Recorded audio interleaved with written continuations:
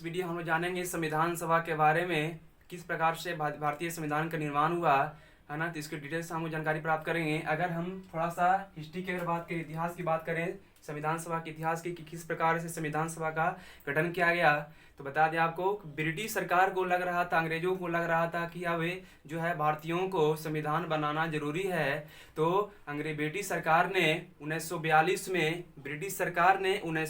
में Stafford Cripps की अध्यक्षता में एक मिशन भेजा, और जिसे ही बाद में क्रिप्स मिशन के नाम से जाना गया। मतलब बोले क्रिप्स मिशन जो है भारत में कब आया था, तो 1942 में, जिसमें कहा गया था उस मिशन के द्वारा कि द्वितीय विश्व युद्ध का दौरान चल रहा था। तो बोला गया कि द्वितीय विश्व युद्ध जीतने के बाद जो है, युद्ध के बाद जो है ना, भारतीय संविधान को एक भारतीयों के लिए एक संविधान सभा का गठन किया जाएगा, उसके द्वारा संविधान का निर्माण किया जाएगा। लेकिन भारतीयों ने, यानी कि भारत के जो कुछ प्रमुख नेता थे, उन्होंने इस मिशन को मतलब नहीं माना। बोला कि नहीं, हम इस मिशन को नहीं मानते हैं, इसके द्वारा हम संविधान का निर्माण नहीं कर सकते हैं। तो इसके नहीं मानने के बाद जो है कुछ समय बाद जो है एक मिशन फिर से भेजा गया, कैबिनेट मिशन, जिसमें 3 सदस्य थे, जिसकी अध्यक्षता कर रहे थे कौन, तो जिसकी अध्यक्षता कर रहे थे आपका लॉर्ड पैथिक लॉरेंस, है ना। तो कैबिनेट मिशन के द्वारा ही भारत में संविधान सभा का गठन किया गया है। इस बात की याद रखेंगे कि जो बात करेगा कि सब संविधान सभा का गठन कब किया गया है, तो कैबिनेट मिशन के तहत 1946 में संविधान सभा का गठन किया गया है। कैबिनेट मिशन के द्वारा ही भारत में संविधान सभा का गठन 1946 में किया गया है। और यहाँ में एक क्वेश्चन देखने को मिलता है कि कैबिनेट मिशन जो भारत में आया था, कब आया था, 1946 में आया था, और इसमें 3 सदस्य थे। मतलब ये जो मिशन था 3 सदस्य था। इस मिशन का जो अध्यक्ष थे, कौन कर रहे थे अध्यक्ष था, तो लॉर्ड पैथिक लॉरेंस, और इसमें 2 सदस्य और थे, एक थे स्टेफोर्ड क्रिप्स और एक थे A.B. अलेक्जेंडर। जो स्टेफोर्ड क्रिप्स हैं, है ना, जो 1942 में आए थे, उसकी ये अध्यक्षता कर रहे थे। लेकिन यहाँ पे अध्यक्षता कौन कर रहे हैं, लॉर्ड पैथिक लॉरेंस। तो याद रखेंगे, ये क्वेश्चन एग्जाम में आपको देखने को मिलता है कि कैबिनेट मिशन में 3 सदस्य थे, कौन कौन थे, तो Lord Pethick Lawrence, Stafford Cripps, A.B. Alexander. ये 3 सदस्यीय कैबिनेट मिशन के द्वारा भारत में संविधान सभा का गठन किया गया था 1946 में। चलिए, तो अब बात करते हैं हम लोग कि जब गठन किया गया, तो गठन करने किस प्रकार से किया गया, उसकी चर्चा करते हैं। तो लिखा हुआ कि सदस्यों की संख्या संविधान सभा में सदस्यों की संख्या कितनी है, तो एक कैबिनेट मिशन तय किया। कैबिनेट मिशन ने बताया कि संविधान सभा में सदस्यों की संख्या तय करने के लिए इसमें एक सिस्टम अपनाया। वह सिस्टम क्या था, अगर बात करें उस समय जब संविधान सभा का गठन किया जा रहा था, तो उस समय भारत में लगभग 40 करोड़ जनसंख्या थी। और उसी समय ये सिस्टम अपनाया कैबिनेट मिशन कि संविधान सभा में जो सीटों की संख्या होगा, सदस्यों की संख्या जो होगा, उसके आधार पर, मतलब 1 लाख पर एक सीट, 1 लाख प्रति एक सीट। मतलब कि हम देखिए लिखा हुआ है यहाँ पे कि 10 लाख प्रति सीट, 10 लाख प्रति सीट, मतलब 10 लाख जनसंख्या पर एक सीट रखा जाएगा, है ना। इस प्रकार से लगभग 40 करोड़ था। तो उसी के आधार पर, है ना, सिस्टम पद्धति को अपनाते हुए टोटल जो है संविधान सभा में, है ना, सीटों की संख्या कितना बनाया गया, तो 389। एग्जाम में क्वेश्चन देखने को मिलता है ना। तो 389 जो सीट बतलाया गया, ये किसके द्वारा, तो कैबिनेट मिशन के अनुसार एग्जाम में देखने को मिलता है। कैबिनेट मिशन के अनुसार संविधान सभा में सदस्यों की संख्या कितनी थी, तो 389। अब बात करते हैं हम लोग 389 जो सीट है, ये कहां से लिया गया है, तो जो 93 सदस्य हैं, 93 सदस्य जो हैं देसी रियासतें से लिया गया थे, देसी भारत से लिया गया है। देसी भारत से इनको मनोनीत किया गया था, इनका निर्वाचन नहीं किया गया था, इनका मनोनीत हुआ था, मनोनयन हुआ था, है ना। लेकिन जो 296 सदस्य 296 सदस्य का निर्वाचन हुआ था, 296 सदस्य का निर्वाचन हुआ था। और ये जो 292 सदस्य हैं ये ब्रिटिश प्रांत के थे, ये ब्रिटिश प्रांत के थे, ब्रिटिश के थे, है ना। और ये जो 4 सदस्य हैं ये मुख्य कमिश्नरी क्षेत्र हैं, ये एग्जाम में आपको क्वेश्चन देखने को मिलता है। जो 4 मुख्य कमिश्नरी क्षेत्र के कौन कौन हैं, कहाँ से लिए गए थे, इनकी चर्चा करते हैं। देखिए 4 सदस्य ये थे, 4 सदस्य हम इसकी चर्चा कर रहे हैं। यहाँ पे देखिए 4 सदस्यों को आप याद रख सकते हैं ABCD के द्वारा, ABCD के द्वारा 4 सदस्यों की याद रख सकते हैं। ए से अजमेर हुआ, अजमेर का एक सदस्य, है ना। बी से हुआ बलूचिस्तान जो अभी वर्तमान में प्रेजेंट में पाकिस्तान में पड़ता है। सी से हुआ कुर्ग जो कर्नाटक में पड़ता है, और डी से हुआ दिल्ली। तो हम याद रख सकते हैं ABCD जो 4 गो सदस्य संविधान सभा का आए थे, है ना, मुख्य कमिश्नरी क्षेत्र से। वो चारों कहाँ से आए थे, तो आपको बता दें। ए से अजमेर हुआ जो एक सदस्य अजमेर से आए थे। बी से बलूचिस्तान जो वर्तमान में पाकिस्तान में पड़ रहा है। सी से कुर्ग हुआ, है ना। सी से कैसे का भी होता है, तो सी से कहाँ पे हम कर रहे हैं, तो सी से कुर्ग जो वर्तमान में कर्नाटक में पड़ रहा है। और डी से दिल्ली हुआ, है ना। तो चारों एक मुख्य कमिश्नरी क्षेत्र से लिया गया था 4 सदस्य। तो एग्जाम में क्वेश्चन देखने को मिलता है, ठीक है। अब बात करते हैं संविधान सभा का बैठक के बारे में। संविधान सभा की अगर बैठक की बात करें अगर, तो संविधान सभा का प्रथम बैठक जो हुआ था 9 दिसंबर 1946 को हुआ था, जिसमें अस्थायी अध्यक्ष मतलब कार्यवाहक अध्यक्ष डॉक्टर सच्चिदानंद सिन्हा को बनाया गया। क्यों बनाया गया, क्योंकि उसमें सदस्यों में सबसे ज्यादा उम्र वाले थे, बुजुर्ग थे, है ना। वो कांग्रेस से बिलोंग करते थे, कांग्रेस पार्टी से। तो सबसे ज्यादा उम्र रहने के कारण उन्हीं को जो कार्यवाहक अध्यक्ष मतलब बोले अस्थायी अध्यक्ष के रूप में डॉक्टर सच्चिदानंद सिन्हा को नियुक्त किया गया। डॉक्टर सच्चिदानंद सिन्हा को नियुक्त किया गया। तो आप याद रखेंगे क्वेश्चन में कि प्रथम संविधान सभा की प्रथम बैठक में अस्थायी अध्यक्ष किन्हें नियुक्त किया गया था। ये बहुत बार एग्जाम में क्वेश्चन देखने को मिलता है, इसे आप याद रखिएगा। संविधान सभा का जब प्रथम बैठक हुआ था 9 दिसंबर 1946 को, तो उसका अध्यक्षता कौन कर रहे थे, डॉक्टर सच्चिदानंद सिन्हा जो अस्थायी अध्यक्ष थे, ठीक है। अब बात करते हैं संविधान सभा का जो दूसरी बैठक हुई थी। संविधान सभा की दूसरी बैठक हुई थी 11 दिसंबर 1946 को, और जो इसका अध्यक्ष बना गया था, इसका अध्यक्ष बनाया गया था डॉक्टर राजेंद्र प्रसाद को। और उसी समय से वे अस्थायी अध्यक्ष के रूप में निर्वाचित हो गए, है ना। तो उनको जो है अस्थायी अध्यक्ष बना दिया गया। जितना ही बैठक आगे हुआ सभी का अध्यक्षता कौन करते रहे, तो डॉक्टर राजेंद्र प्रसाद। और जिन्हें हम लोग जो है डॉक्टर राजेंद्र प्रसाद को बिहार गांधी के नाम से भी जानते हैं, है ना, आप भी जानते होंगे। तो देखिए यहाँ पे लिखा हुआ है वही बात कि संविधान सभा का बैठक की बात कर रहे हैं। तो प्रथम बैठक हुआ था 9 दिसंबर 1946 को। प्रथम बैठक 9 दिसंबर 1946 को हुआ था। इनका अस्थायी अध्यक्ष जो है डॉक्टर सच्चिदानंद सिन्हा थे। बात करें कि जब प्रथम बैठक हुआ था तो कुल उपस्थित सदस्य कितना था, तो 207। जब प्रथम बैठक हुआ था तो कुल 207 सदस्य उपस्थित हुए थे, बाकी जो है नहीं। अब बात करते हैं थोड़ा सा इसकी बारे में जानकारी प्राप्त करते हैं कि टोटल 389 सदस्य थे जब पहली बैठक हुआ था संविधान सभा का, तो सिर्फ और सिर्फ 207 सदस्य उपस्थित हुए थे, बाकी सब कहाँ गए। तो आपकी बात करते हैं कि 389 सदस्यों में महिलाओं की संख्या 15 थी। 389 सदस्यों में महिलाओं की संख्या थी 15, और 15 में से बात करें आपको तो 15 में से सिर्फ और सिर्फ जो है 9 सदस्य उपस्थित हुई थी, है ना। संविधान सभा का जब प्रथम बैठक हुआ था तो 15 सदस्यों में से 15 महिलाओं में से केवल और केवल 9 सदस्य ही उपस्थित हुई थी। अब बात करते हैं जो मुस्लिम लीग था, मुस्लिम लीग ने इसका बहिष्कार कर दिया, बोला कि हम लोग इसके समर्थक नहीं हैं, हम लोग कैबिनेट मिशन के समर्थक नहीं हैं, है ना, हम लोग इसकी समर्थक में नहीं है, मतलब कि हम लोगों को एक अलग संविधान चाहिए। मुस्लिम लीग का उसी समय से ये चाहा था कि हम लोगों के लिए एक अलग संविधान होनी चाहिए, है ना।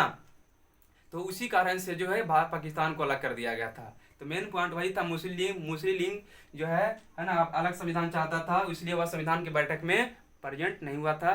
तो मुस्लिम लीग ने जो है इस संविधान का बैठक बहिष्कार कर दिया था कि हम इसके पक्ष में नहीं हैं। तो अब याद रखेंगे कि जब संविधान की प्रथम बैठक हुआ, संविधान सभा का प्रथम बैठक हुआ था, तो 389 सदस्यों में से केवल और केवल 207 सदस्य प्रेजेंट हुए थे, है ना। और सबसे ज्यादा अनुपस्थित होने वाला सदस्य कौन थे? तो मुस्लिम, जो पूरा का पूरा लगभग बहिष्कार कर दिया था कि हम लोग इसके समर्थक में नहीं है। तो सोचने वाली बात है।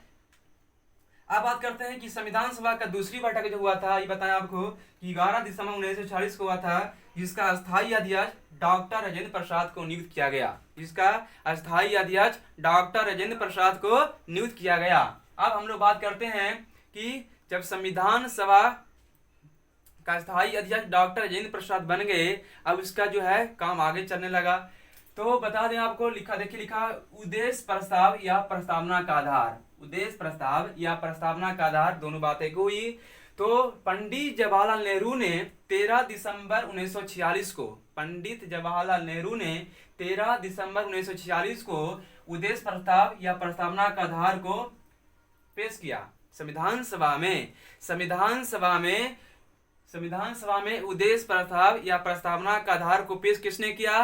तो पंडित जवाहरलाल नेहरू ने। यह क्वेश्चन बहुत इंपॉर्टेंट है, याद रखेंगे कि प्रस्तावना का आधार या उद्देश्य प्रस्ताव को संविधान सभा में पेश किसने किया था? तो पंडित जवाहरलाल नेहरू ने। पेश कब किए थे? तो 13 दिसंबर 1946 को, 13 दिसंबर 1946 को। और एक और इंपॉर्टेंट पॉइंट है कि जो उद्देश्य प्रस्ताव था ये पारित कब हुआ? 13 दिसंबर 1946 को प्रस्ताव को पेश किया गया था संविधान सभा में, लेकिन 22 जनवरी 1947 को यह प्रस्ताव पारित हो गया। 22 जनवरी 1947 को यह प्रस्ताव पारित हो गया। अब जब प्रस्ताव ये पारित हो गया तो इसके बाद, है ना, इसके बाद जो है काम आगे संविधान सभा का चलने लगा, ठीक है ना। जब ये प्रस्ताव जारी हो गया तो इसका काम आगे चलने। चलिए देखिए, हम देखते हैं अब आगे डॉक्टर भीमराव अंबेडकर के बारे में जानकारी प्राप्त करते हैं। तो डॉक्टर भीमराव अंबेडकर जो है आजादी के पहले बंगाल से, संविधान सभा का बात करें कि संविधान सभा का सदस्य आजादी के पहले जो है कहाँ से जीत कर आए थे? बंगाल से। लेकिन आजादी के बाद बंबई से, है ना। ये बात एग्जाम याद रखेंगे। तो इसके बारे में, इस पॉइंट पर थोड़ा सा डिटेल में चर्चा करते हैं कि जब संविधान सभा का गठन हुआ था तो उसके मेंबर जब आए थे तो डॉक्टर भीमराव अंबेडकर जो है आजादी के पहले जब बंगाल से जो जीते थे, बंगाल से जीत कर आए थे, सही बात है। लेकिन बंगाल जो है, बंगाल से जीत कर आए थे। अब बंगाल चला गया कहाँ? पूर्वी पाकिस्तान में, मतलब बांग्लादेश में चला गया। तो जब चला गया तो मतलब वो जो है समाप्त कर दिया गया, इसलिए वह संविधान सभा का सदस्य नहीं रह पाए। तो जब संविधान सभा का सदस्य नहीं रह पाए तो एक व्यक्ति का नाम यहाँ पे आता है, एक व्यक्ति कहाँ पे नाम आता है आपका, क्या? बी.एन. राव। एक व्यक्ति का नाम है बी.एन. राव। तो बी.एन. राव ने संविधान सभा के अस्थायी अध्यक्ष डॉक्टर राजेंद्र प्रसाद से कहा कि सुनिए, संविधान सभा में डॉक्टर भीमराव अंबेडकर का सदस्य होना जरूरी है ना। अगर ये सदस्य नहीं रहेंगे तो बहुत प्रॉब्लम हो सकता है, बहुत दिक्कत हो सकता है। इसलिए डॉक्टर भीमराव अंबेडकर को संविधान सभा में मेंबर बनना बहुत जरूरी है। तो ये बी.एन. राव को कहने पर डॉक्टर राजेंद्र प्रसाद ने, बी.एन. राव को कहने पर डॉक्टर राजेंद्र प्रसाद ने बंबई के हेड बाल गंगाधर खेर मतलब बीजी खेर को कहा कि सुनिए, आप जो है कुछ कीजिए, मतलब वहाँ के जो निर्वाचित हैं एम.आर. जयकर। तो कहने पर बीजी खेर ने क्या किया? डॉक्टर राजेंद्र प्रसाद ने बीजी खेर को कहा कि डॉक्टर भीमराव अंबेडकर को बंबई से जो है संविधान सभा का सदस्य बनना जरूरी है, बंबई से बना दीजिए।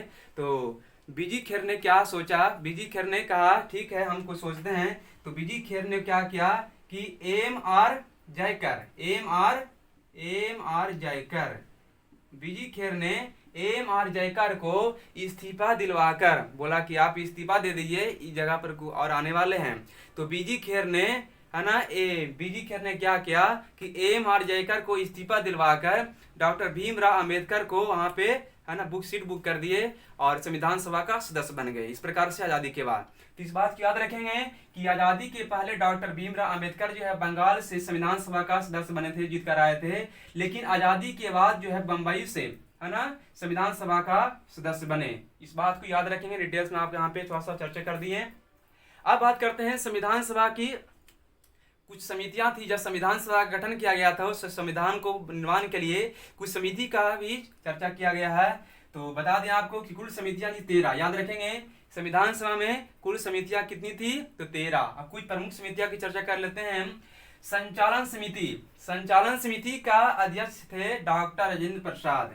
संचालन समिति का अध्यक्ष कौन थे, डॉक्टर राजेंद्र प्रसाद। फिर है प्रांत संचालन समिति का अध्यक्ष थे वल्लभ भाई पटेल।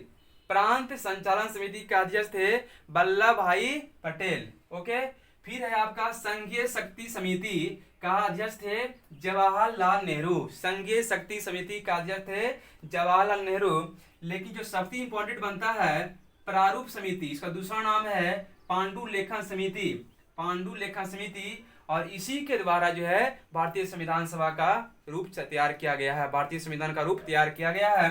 तो प्रारूप समिति या पांडुलेखन समिति जो था, इसमें टोटल 7 सदस्य थे। टोटल जो है कुल 7 सदस्य थे, जिसमें एक सदस्य थे डॉक्टर भीमराव अंबेडकर, जो इसका अध्यक्ष थे। आज बात करते हैं कि प्रारूप समिति का अध्यक्ष कौन थे, तो डॉक्टर भीमराव अंबेडकर। प्रारूप समिति का अध्यक्ष थे डॉक्टर भीमराव अंबेडकर। लेकिन प्रारूप समिति का जो रूप तैयार किया गया था वह किसके द्वारा, तो बी.एन. राव द्वारा। किसके द्वारा तैयार किया था, बी.एन. राव। अब यहाँ पे एक नया नाम आता है बी.एन. राव। तो बी.एन. राव की थोड़ा सा चर्चा कर लेते हैं डिटेल्स में। बी.एन. राव कौन थे, तो बी.एन. राव जो थे संविधान सभा के सदस्य नहीं थे। बी.एन. राव संविधान सभा का सदस्य नहीं थे, फिर भी यह जो है संविधान के लिए काम कर रहे थे। तो कौन थे, बता दें कि बी.एन. राव जो हैं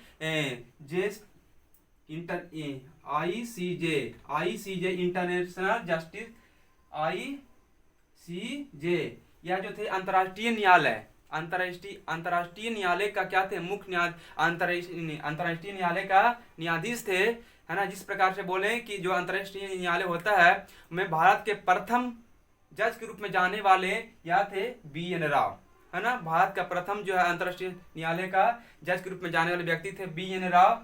अब बात करें कि जो अंतर्राष्ट्रीय न्यायालय होता है उसमें कुल 15 न्यायाधीश होते हैं, जिसमें एक ये भी मौजूद थे, जिसमें एक ये भी थे।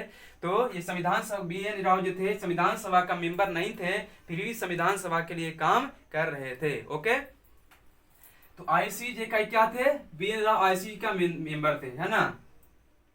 अब बात करते हैं कि संविधान को लिखा गया तो किस प्रकार से लिखा गया। देखिए हाँ, इससे पहले आप फिर से रिवीजन कर देते हैं कि प्रारूप समिति का अध्यक्ष थे डॉक्टर भीमराव अंबेडकर। लेकिन प्रारूप समिति का जो रूप तैयार किया गया था वह बी.एन. राव द्वारा रूप तैयार किया गया था। मतलब इसी के रूप के आधार पर भारतीय संविधान सभा का, है ना, गठन किया गया और इस संविधान का निर्माण किया गया उसी के आधार पर, है ना। तो इसके बाद जो संविधान को लिखा किसने, जब यहाँ से इसके बाद जो संविधान का काम लिखना चालू हो गया, तो जब संविधान लिखने की बात आया तो पंडित जवाहरलाल नेहरू ने, उसमें क्या थे, भारत के प्रधानमंत्री थे, है ना। तो पंडित जवाहरलाल नेहरू ने पूछा किनसे, प्रेम बिहारी नारायण से, कि क्या आप एक काम कीजिएगा, तो क्या, तो जो है संविधान को लिखना है तो लिखने के काम कीजिएगा। तो ये बोले कि सोचने वाली बात है, इसे पूछने वाली बात है, बताइए हम लोग नहीं लिख कर सकते हैं तो आप कौन कर सकते हैं।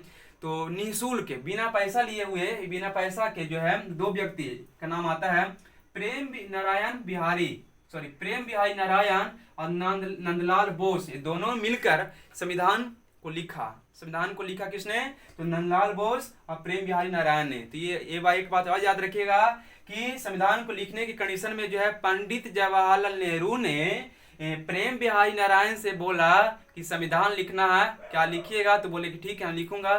तो ये बोले कि ये मेरे साथ एक और रहेंगे सहयोगी नंदलाल बोस, तो दोनों ने मिलकर जो है संविधान को लिखा है। और किस भाषा में, अंग्रेजी भाषा में। याद रखेंगे जब संविधान को लिखा गया तो स्टार्टिंग में मूल संविधान तो अंग्रेजी भाषा में लिखा गया था। किस भाषा में, अंग्रेजी भाषा में लिखा गया था। लेकिन 1950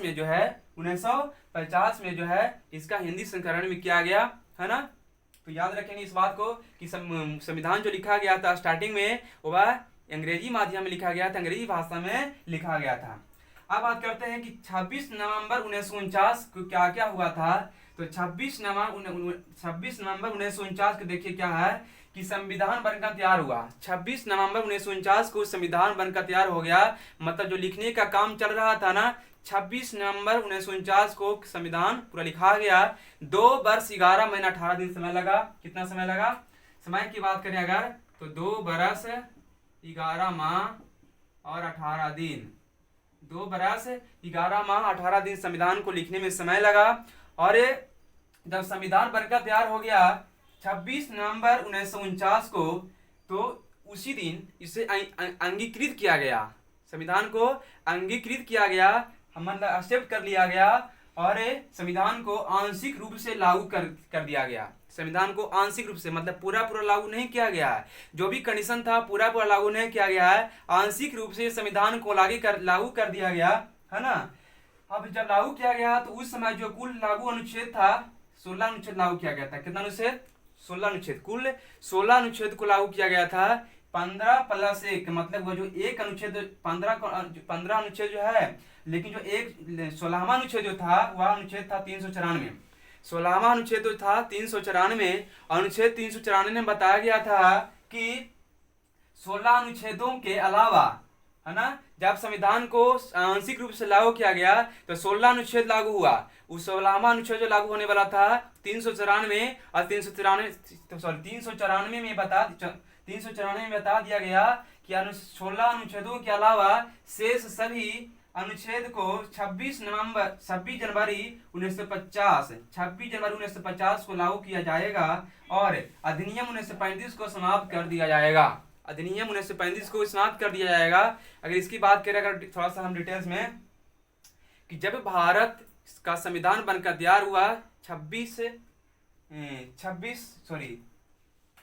नवंबर 1949 को, तो 26 नवंबर 1949 को जब संविधान बनकर तैयार हुआ तो ऐसा इसके अंतराल इतना दिन क्यों लिया गया?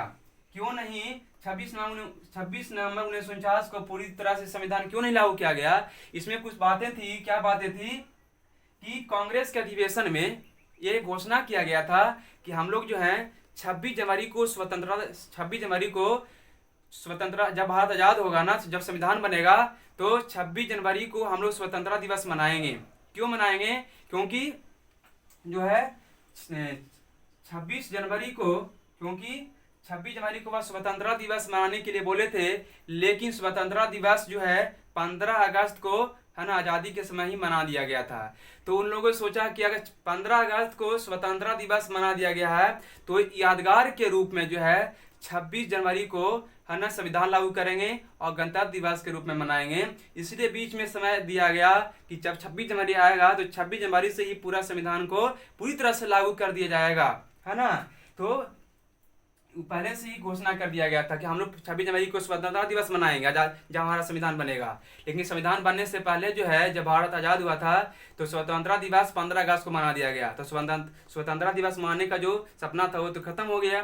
तो 26 जनवरी को याद रखने के लिए जो है संविधान याद रखने के लिए 26 जनवरी 1950 को संविधान को पूरी तरह से लागू किया गया और गणतंत्र दिवस के रूप में 26 जनवरी को मनाया जाता है। और इसी में क्या कहा गया कि 26 जनवरी 1950 को लागू किया जाएगा और अधिनियम 1935 को समाप्त कर दिया जाएगा। मतलब बोले अगर कि अधिनियम 1935 क्या है, तो संविधान सभा बनने से पहले 1935 में एक अधिनियम आया था, अधिनियम 1935। उसी के द्वारा भारत में शासन चल रहा था, द्वैध शासन, और उसी के द्वारा भारत में मतलब भारत का थोड़ा सा धीरे धीरे विकास हो रहा था। यूपीएससी का, पीसीएस लेवल का सभी का गठन किया गया और आरबीआई की स्थापना किया गया, लेकिन उससे कुछ उतना विकास नहीं हो पाया। तो जो अधिनियम था इसको बोला गया कि जब भारत पूरी तरह से 26 जनवरी 1950 को पूरी तरह से संविधान जब लागू हो जाएगा तो अधिनियम 1935 को पूरी तरह से खत्म कर दिया जाएगा, फिर संविधान के अनुरूप जो है देश चलेगा। ओके, तो इस प्रकार से संविधान सभा के डिटेल्स में भी जाने और कुछ और इम्पोर्टेंट पॉइंट है, चलिए हम लोग इसके बारे में चर्चा करते हैं। अगर हम बात करें कि कुल बैठक कितने हुआ था, कुल अधिवेशन की संख्या कितनी है, तो कुल अधिवेशन जो हुआ था 11 पहले हो चुका था और एक लास्ट में जो अंतिम बैठक हुआ था। तो कुल अधिवेशन कुल बैठक कितने हुए? 12। जो कुल बैठक जो 12 हुए, जो अंतिम बैठक हुआ था 24 जनवरी 1950, अंतिम बैठक हुआ था 24 जनवरी 1950 को, जिसमें सिर्फ और सिर्फ 299 सदस्य उपस्थित हुए थे, 299 सदस्य प्रेजेंट हुए थे। और साइन किए थे कितने सदस्य? तो साइन की बात करें, हस्ताक्षर बताएं तो 284, 299 सदस्य उपस्थित हुए थे, लेकिन साइन किए थे, हस्ताक्षर किए थे 284 सदस्य आपका सिग्नेचर किए थे। और सिग्नेचर करने के बाद जो है डॉक्टर राजेंद्र प्रसाद को राष्ट्रपति के रूप में निर्वाचित किया गया था, मनोनीत नहीं, निर्वाचित किया गया, क्योंकि उनके लिए एक ही फॉर्म आया था, मतलब एक ही सीट था और वो भी भरे थे, तो वो निर्वाचित हो गए हैं। तो डॉक्टर राजेंद्र प्रसाद जो है राष्ट्रपति निर्वाचित हुए थे, है ना, 1950 में। तो संविधान सभा का जो है अंतिम बैठक देखिए, संविधान सभा का अंतिम बैठक हुआ था 24 जनवरी 1950 को, जिसमें 299 सदस्य प्रेजेंट हुए और हस्ताक्षर किए कितने सदस्य? 284 सदस्य हस्ताक्षर किए। और प्रथम राष्ट्रपति के रूप में निर्वाचित हुए डॉक्टर राजेंद्र प्रसाद। कुल अधिवेशन की बात करें तो 11 पहले हो गया था और एक अंतिम बैठक हुआ था, टोटल कितने हुए? 12, यानी कि कुल अधिवेशन की संख्या कितनी? 12। तो याद रखेंगे संविधान सभा में कुल अधिवेशन कितने बार हुए थे, कितने बैठक हुए थे? तो टोटल हुए थे 12 बार, 12 बैठक, है ना, याद रखेंगे। अब बात करें हम एक बात और इम्पोर्टेंट बात कि संविधान सभा जो है जब पूरी तरह से संविधान लागू नहीं हुई थी तो संविधान सभा 2 तरह के कार्य कर रहा था। एक तो कार्य कर रहा था कि संविधान कैसे बनाया जाए, संविधान निर्माण करने का कार्य बनाया जा रहा था। एक कार्य जो है था क्या कि संविधान के निर्वाध करने का कार्य, एक कार्य था संसद के रूप में भी कार्य कर रहा था संविधान सभा। तो जब संविधान निर्माण करने का कार्य चल रहा था तो उसका जो अध्यक्ष करते थे डॉक्टर राजेंद्र प्रसाद, क्योंकि संविधान सभा का अस्थायी अध्यक्ष कौन थे? है ना, डॉक्टर राजेंद्र प्रसाद, जो दूसरा बैठक से ही बन गए थे। तो डॉक्टर राजेंद्र प्रसाद जो है संविधान निर्माण के कार्य का अध्यक्ष करते थे। और जो संविधान सभा जब संसद के रूप में काम करता था तो उसका अध्यक्ष जो करते थे, उसका अध्यक्ष थे आपका अध्यक्ष जी.बी. मालवलकर, है ना, जी.बी. मालवलकर थे, उसका क्या थे? अध्यक्ष काम करते थे। जब संविधान सभा संसद के रूप में काम करता था तो उसका अध्यक्ष कौन रहते थे? जी.बी. मालवलकर रहते थे। ओके, तो याद रखेंगे। अब यहाँ पे समझने वाली चीज ये है कि संविधान का जब निर्माण का कार्य चलता था तो अध्यक्ष करते थे डॉक्टर राजेंद्र प्रसाद। जब संविधान सभा संसद का काम करता था तो जी.बी. मालवलकर अध्यक्ष करते थे अध्यक्ष का काम, है ना। अब एक बात आपको पता होना चाहिए कि हमारे संविधान में जो संविधान लिखा गया है उसमें क्या बताया गया है कि संविधान में संशोधन की जो प्रक्रिया होगा, संशोधन करेगा कौन? संसद। तो उस समय संसद नहीं आया था क्योंकि पूरी तरह से संविधान लागू नहीं हुआ था, तो उसमें संसद नहीं था, लेकिन संविधान सभा संसद के रूप में काम करता था। तो संविधान में संशोधन करेगा कौन? संसद। तो संसद तो नहीं था, तो संसद की जो पहली बैठक हुआ था आपका, संसद की पहली बैठक जो हुआ था 13 मई 1952 को हुआ था। तो उस समय संसद का संशोधन नहीं कर सकता था क्योंकि संसद उस समय था ही नहीं। तो एक बात आपको बता दें कि प्रथम संवैधानिक संशोधन जो हुआ था 1951 में हुआ था, वह संविधान सभा के द्वारा ही हुआ था। प्रथम संवैधानिक संशोधन क्या हुआ था? तो 1951 में किसके द्वारा? तो संविधान सभा के द्वारा। जो संविधान को बनाया है वही संशोधन कर दिया, है ना। जो संविधान को बनाया, संविधान को कौन बनाया? तो संविधान सभा बनाया, है ना।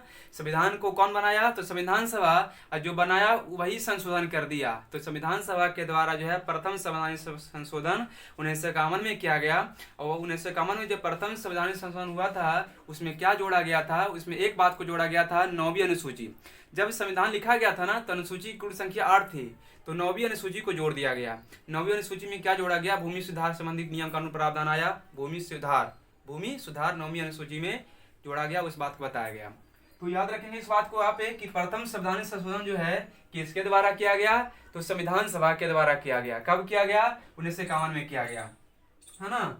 और संसद की जो पहली बैठक हुआ था 13 मई 1952। संसद उसके बाद आगे आया जब पूरी तरह से भारत में संविधान लागू हुआ तो संसद आया। संसद के 2 भाग, लोकसभा, राज्यसभा। संसद के 3 अंग होते हैं, राष्ट्रपति, लोकसभा और राज्यसभा। इस प्रकार से इसका डिटेल्स आगे जानेंगे। अब आपको एक बात आप बता दें कि संविधान सभा को जाति की संस्था किसने कहा? तो चर्चिल ने। संविधान सभा को जाति की संस्था, संविधान सभा को जाति की संस्था किसने कहा? चर्चिल ने।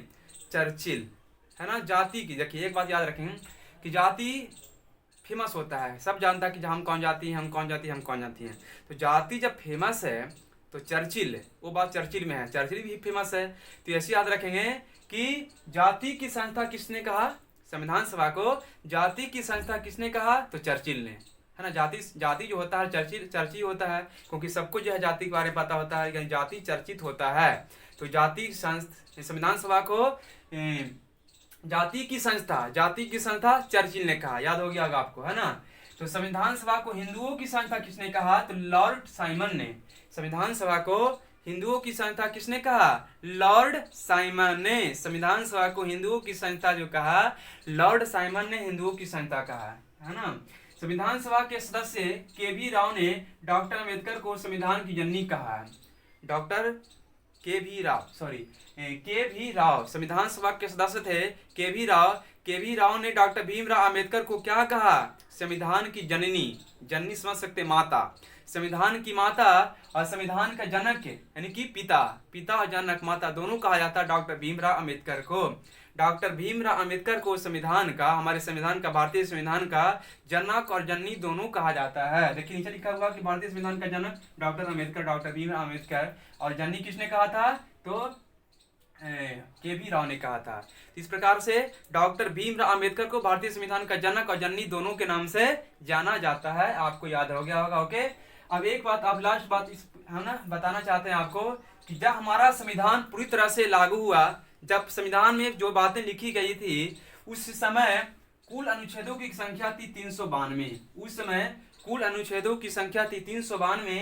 प्रेजेंट में अभी भी अनुच्छेदों की कुल संख्या 392 है, लेकिन गिनती की बात करें, गिनती में 392 से ज्यादा लगभग 400 पहुंच गया है। गिनती के मतलब क्या हुआ? जैसे आपको एक बात बता दें, जैसे अनुच्छेद 19 है, जैसे अनुच्छेद 51 है, तो अनुच्छेद 51 जो है, अब किसी चीज को जोड़ना है तो 51 में 51 को हटाया नहीं जाएगा, 51 के का, 51 के खा, या 50 के का, 50 के खा, 50 के का, ऐसा जोड़ा जाता है। तो गिनती करेंगे, अगर गिनती करें, जैसे देखिए गिनती समझा दें आपको, जैसे 51 के खा हुआ, नीचे फिर 52 है, फिर नीचे 53 है ना। 51 के का, इसमें जोड़ा गया, 51 के खा जोड़ दिया गया, 51 के खा, 51 के का। तो ऐसे जो है गिनती में 395, ऐसे जो है अनुच्छेदों की संख्या 395 है, लेकिन गिनती करेंगे अनुच्छेद को तो एक अनुच्छेद ए भी हो गया, एक ए भी हो गया। तो ऐसे जो है 1 2 3 हो गया, फिर 4 5 गो। तो इसी प्रकार से बोल सकते हैं गिनती में जो है अनुच्छेद 395 से कुल अनुच्छेद 395, कुल अनुच्छेद 395, तो कुल अनुच्छेद 395 था, लेकिन गिनती में 395 से ज्यादा है, मतलब लगभग 400 पहुंच गया है। ठीक है। भाग की बात करें तो मूल संविधान में भाग 22 था, अब प्रेजेंट में भी 22 ही है, लेकिन गिनती में जो है 22 से ज्यादा लगभग 25 हो गया है ना। गिनती में 25 हो गया है इसी प्रकार से, लेकिन संविधान में भाग जो है पहले ही 25 था और अभी 25 ही है। अनुसूची की बात करें तो मूल संविधान में 8 था, अब प्रेजेंट में कितना है? 12 है। प्रेजेंट में 12, याद रखेंगे, इसे भी परिवर्तन किया गया है। तो वर्तमान में अनुसूचियों की संख्या 22 है, मूल संविधान में 8 था। तो इस वीडियो में हम लोगों ने देखा कि संविधान, भारतीय संविधान का निर्माण किस प्रकार से हुआ है, इसके बारे में हम लोग डिटेल्स में जानकारी प्राप्त किए हैं, और जो भी इसमें कुछ इंपॉर्टेंट पॉइंट था हम लोग को डिस्कस किए कि संविधान का किस प्रकार से गठन हुआ, किस प्रकार से इसका संशोधन हुआ, किस प्रकार से इसमें सदस्य बने, लोग कहाँ से सदस्य चुने गए, है ना। तो आपको ये वीडियो अच्छी तरह से समझ में आ गया होगा। आप इसे, है ना, पेन डाउन कॉपी पे नोट कर लीजिएगा, अच्छे से समझ में आएगा। अगर आपको ये वीडियो पसंद आया तो अपने दोस्तों के पास शेयर जरूर कीजिएगा, और प्लीज़ इस चैनल को सपोर्ट कीजिए, ताकि, है ना, ये चैनल आपको ग्रोथ कर सके और आपको अच्छे कंटेंट मिल सके। तो आपसे एक रिक्वेस्ट करेंगे कि आप इस चैनल को अपने दोस्तों के पास जरूर शेयर कीजिएगा, तभी उन्हें भी फायदा हो सके। ओके, तो चलिए हम लोग अब नेक्स्ट वीडियो मिलेंगे। इस वीडियो को यहीं पे समाप्त करते हैं। Thanks for watching, bye bye.